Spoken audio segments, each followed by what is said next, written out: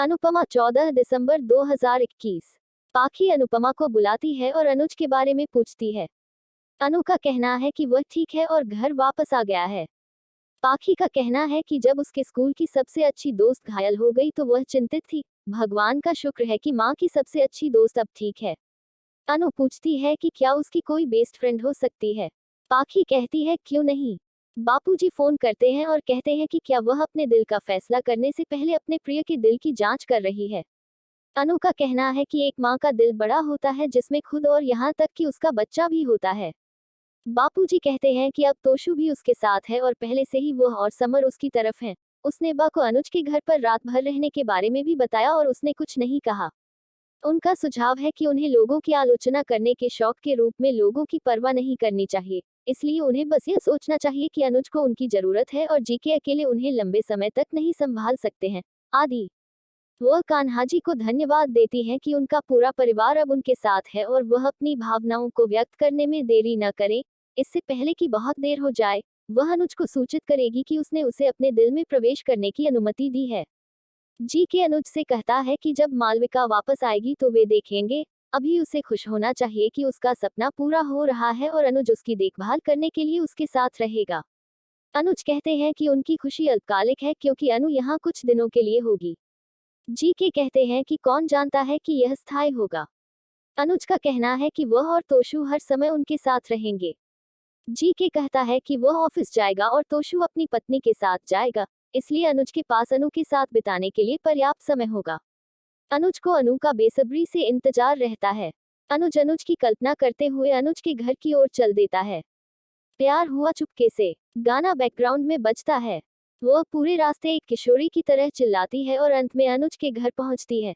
जब वह अपने सामने एक फटी हुई तस्वीर को उड़ती हुई देखती है और अनुज के साथ एक महिला को देखकर निराश हो जाती है।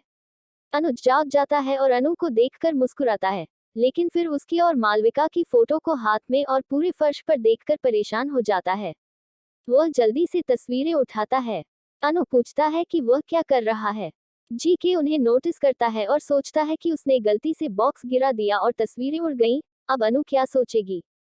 अनु उसे चिंता न करने के लिए कहती है क्योंकि वह उससे सवाल नहीं करेगी, क्योंकि वह जानती है कि वह अनावश्यक रूप से कुछ भी नहीं छिपाएगा। जी के माफी मांगता है। अनुज कहते हैं कि ठीक है और सिग्नल की स्थिति नियंत्रण में है। अनु उसे बिस्तर से उठने के लिए डांटती है। वह खड़ा हो जाता है और नींद महसूस करता है। वह उसका हाथ पकड़ती है और उसे डांटती है। वनराज मालविका से बात करता है और सोचता है कि उसके लिए एक नया सूर्योदय होगा और वह अपने परिवार को एक अप्रत्याशित खुशखबरी देगा। मालविका को धन्यवाद। काव्या उसकी बात सुनकर भड़क जाती है। अनुज के घर वापस, उसने अनुज के हाथ पर एक दिल का टैटू देखा और पूछा कि उसने इसे कब से बनाना शुरू किया। वह कहती है कि बच्चों ने इसे रास्ते में खींचा। वह कहता है कि यह अच्छा है। जी के कहता है कि वह अनु के लिए एक कमरा तैयार करेगा और चला जाएगा। अनुज मुस्कुराया। अनु पूछती है कि जब वह उसे डांट रही है तो क्या वह मुस्कुरा रहा है।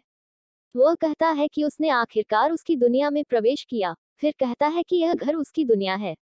शाह के घर पर तोशु ने किंजल को बताया कि उसने 2 कंपनियों में नौकरी के लिए आवेदन किया है।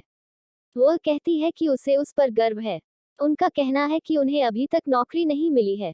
वह कहती है कि माँ कहती है कि जो कोशिश करता है वह कभी असफल नहीं होता। उन्हें अपना सर्वश्रेष्ठ प्रयास करना चाहिए और बाकी कान्हाजी पर छोड़ देना चाहिए। समर उनकी बॉन्डिंग देखकर खुश होता है।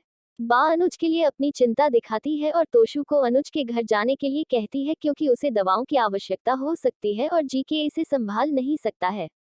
तोशु कहती है कि वह आराम कर सकती है क्योंकि माँ पहले से ही वहाँ मौजूद है।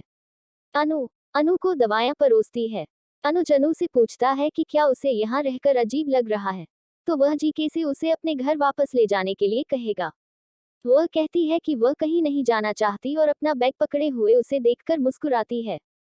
अनुपमा 14 दिसंबर 2021। पाखी अनुपमा को बुलाती है और अनुज के बारे में पूछती है।